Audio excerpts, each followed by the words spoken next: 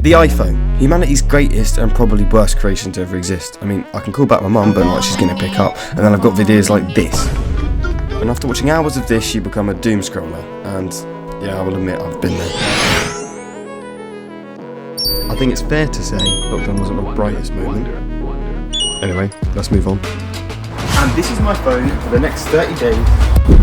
I'm going to be deleting Instagram and TikTok, so I don't doom scroll.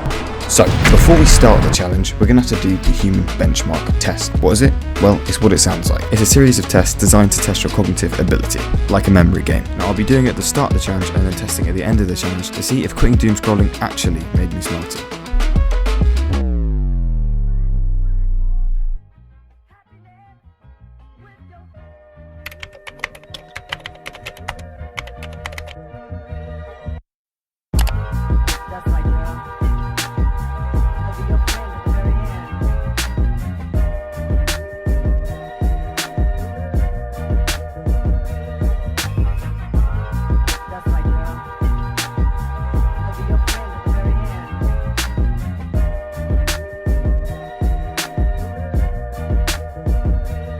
Right, so these are my percentages and they're not very good, but that's fine. There's room for improvement and the higher percentage the better, so it's alright.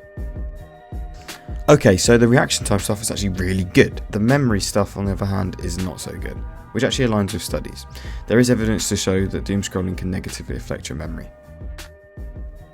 Anyway, let's see how I'll do on day 7 and see if I will improve. Starting out on day 1, I was noticing it was a much bigger problem than I thought. I mean, we bring our phones everywhere, and we use them all the time. Especially when the app's on the home screen, there's a much bigger temptation just to click it. The average screen time for 5 to 16-year-olds is around 6.3 hours a day. Some people getting up to 7.5 hours. And obviously this is not good for your brain. Your phone can suck you in for hours, and you just get distracted, wasting time. So, because I wasn't scrolling all night and day, I had much better sleep, and the first thing I did on day 1 was go to bed nice and early.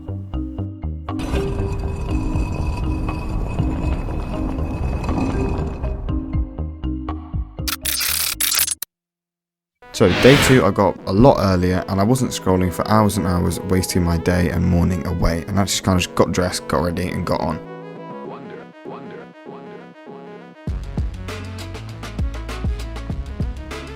So, why is doom scrolling bad? Well, a study done by Harvard in 2024 on 800 people found that, perhaps unsurprisingly, stomach-churning news has a tendency to turn our stomachs, but nausea is far from the only physical effect of doom scrolling. Amongst many things they found were headaches, difficulty sleeping, and even an elevated blood pressure were all side effects of doom scrolling. I can definitely say I've noticed some of these. But one weird problem is everything feels very slow. When you stop doom scrolling, you notice that you've trained your brain to constantly be stimulated, and you are constantly bored. And this, conjoined with all the extra time freed up from doom scrolling, means that I'm bored for a lot longer. But this boredom actually forces me to do what I need to do.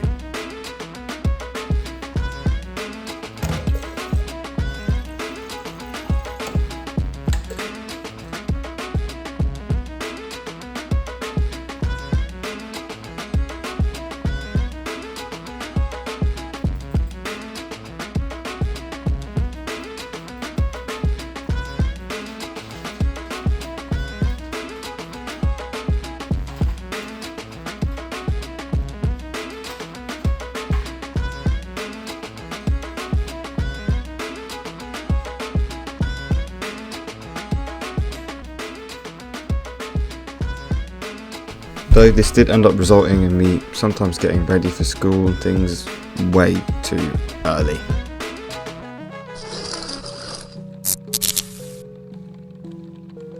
Right, yeah. Kind of noticed that my phone is less important. I'm kind of not as bothered by it, whereas like day 2 I was kind of like thinking about it a lot. I was like, I want to go on Instagram and just scroll on reels and watch brain rot and send it to my friends and do nothing. But I don't want to do that anymore. That's good. Anyway, in the spirit of testing, attention span test. That's one thing I didn't do, and everyone's always like, oh, attention span. They used to always talk about that, and I think I'll do that. Get in the festive spirit of this festive season. of dopamine detox. So I'm gonna do that now. Maybe you can watch me do it. Another thing is that I had more time, which I already said, but apparently not more time to edit because the upload schedule was a little rough. All right, attention span. Activate.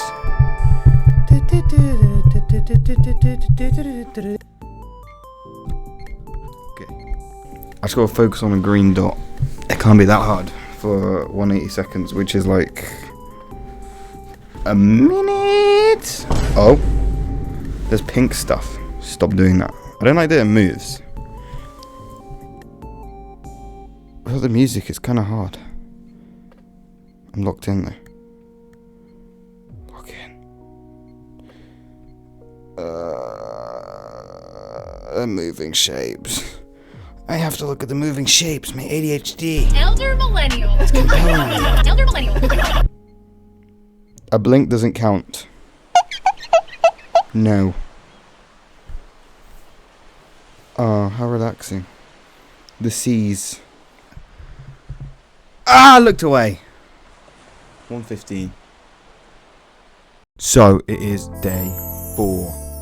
Look at that graphic. Wow. Day 4, I am craving my phone, and I would show you a phone. Wait, I can show you a phone. Visual representation of what a phone is. So my solution is touch grass. Wow. I know.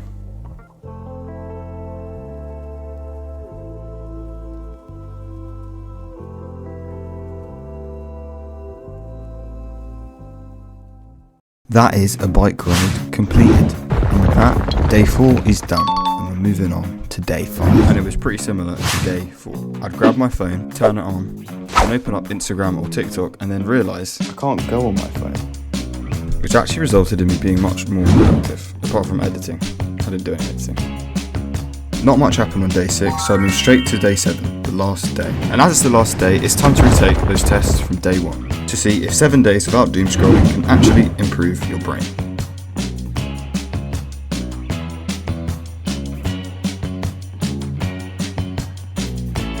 So, did it actually help, or do you need a longer time to fix your cooked brain?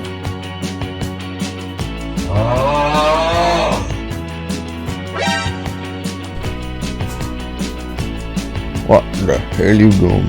So we've been waiting for the results. The actual, did this work or did it not? Yes and kind of no. Worked for some things, but a lot of things didn't improve, and some of it got worse. Reaction time actually got worse for some reason. But the stuff like my pattern recognition, that was slightly better, but I don't know if that was actually accurate. I don't really know why that would be better. But the big thing that improved the most was the attention span. I managed to get it down to 52 seconds. Yes! 52 seconds! Oh shoot.